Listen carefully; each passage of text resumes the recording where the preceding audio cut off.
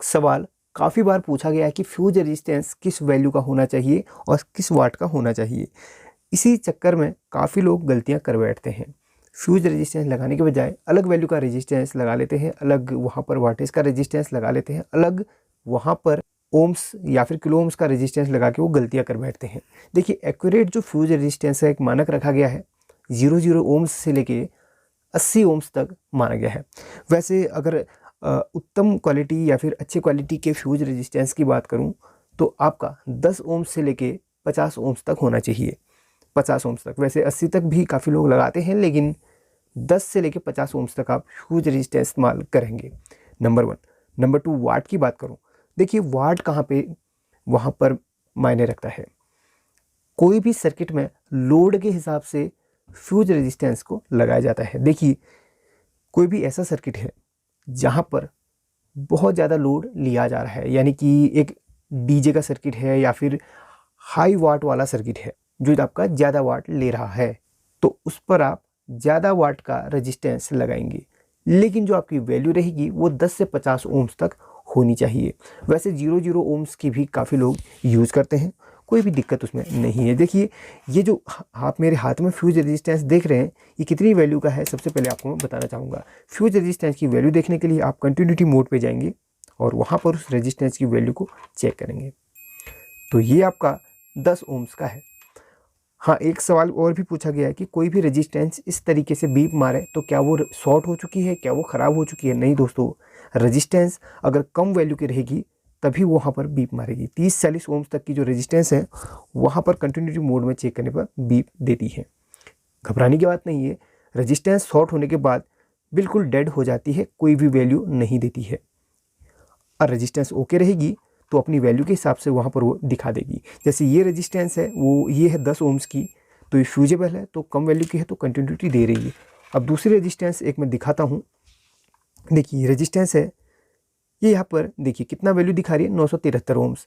ये आपकी 1 kilo ohms की रेजिस्टेंस है, तो यहाँ पर ये ज़्यादा वैल्यू दिखा रही है, कंटिन्यूटी इसने नहीं मारी है क्योंकि ये ज़्यादा वैल्यू की है। अब बात करता हूँ फ्यूज रेजिस्टेंस की पहचान। यही सबसे बड़ी बात होती है। देखिए, बहुत सारी रेजिस्टेंस ऐसी होती है जो कम वैल्यू की होती हैं, 10-20 ओम्स की होती हैं, लेकिन वहाँ पर ज़रूरी नहीं कि वो फ्यूजेबल ही हों। फ्यूजेबल की जो पहचान होती है, इस तरीके से 2 रेजिस्टेंस मैंने ली है। देखिए, जो फ्यूज रेजिस्टेंस होती है वो थोड़ा सा खुरदुरी होती है। देखिए, ये कितनी खुरदुरी है, देखिए यहाँ पर, और ये थोड़ा थोड़ा सा शाइनिंग कर रही है। शाइनिंग वाली फ्यूज रेजिस्टेंस के अंतर्गत नहीं आती है।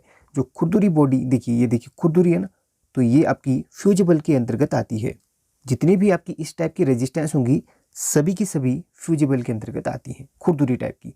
आप देखेंगे इसकी बॉडी में कितना खुरदुरापन टाइप का है बाहर, देखिए कोड मत गिनिएगा, खुरदुरापन देखिए, है ना। और ये चिकनी चिकनी टाइप की है।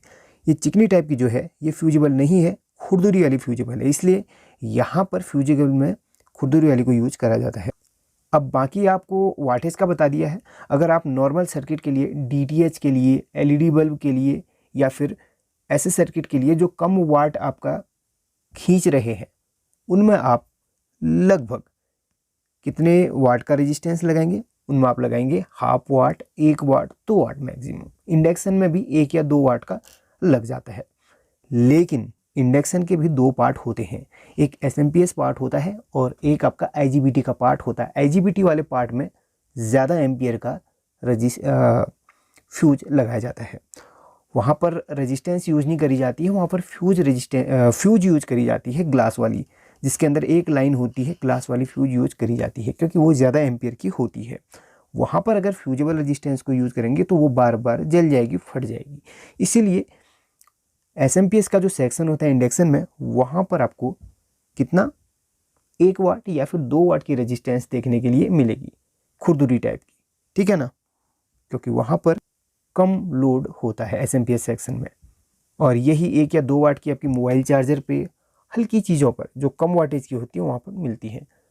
और अगर बात करें आपकी एसएमडी मशीन है और बहुत सारे ऐसे जिनमें हीटर या फिर ब्लोअर टाइप का होता है, उनमें अगर रेजिस्टेंस यूज करी होती है तो उनमें ज़्यादा वाट की यूज करी होती है, या तो ग्लास वाली या फिर चीनी मिट्टी वाली, ठीक है, चीनी मिट्टी वाली बड़ी वाली आपने देखी होंगी, उस वाली रेजिस्टेंस यूज करी जाती है। अब यहाँ पर DTH के सर्किट में एक फ्यूज यहाँ पर लगाई गई है, देखते हैं वो कितने एम्पियर की है, वो कितने वाट की है। इसमें लिखा भी होता है 2 एम्पियर, यहाँ पर देखिए 2 एम्पियर है, ये देखिए 2A यहाँ पर लिखा हुआ है, शायद आपको दिख रहा है, नहीं दिख रहा है, 2A 2 एम्पियर की यहाँ पर यूज करी गई है।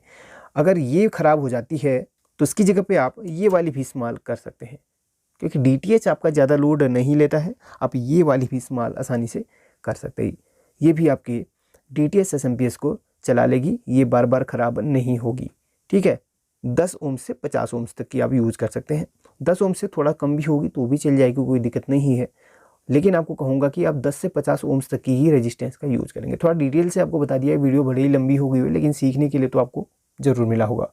फाइनल में इतना ही कहूँगा, अगर आप फ्यूजेबल रेजिस्टेंस को यूज़ कर रहे हैं तो उस सर्किट का आप एक बार देख लीजिए कितने वाटेज का है। ज़्यादा वाटेज का हो तो आप ज़्यादा वाट की रेजिस्टेंस का यूज़ करेंगे, वाट ज़्यादा होगा सिर्फ रेजिस्टेंस का, लेकिन आपकी रेजिस्टेंस की जो रेजिस्टेंस होगा वो या फिर वैल्यू होगी वो 10 से 50 ओम्स तक होनी चाहिए। ओम्स कैसे चेक करना है बता दिया मैंने, फिर से चलिए बता देता हूँ।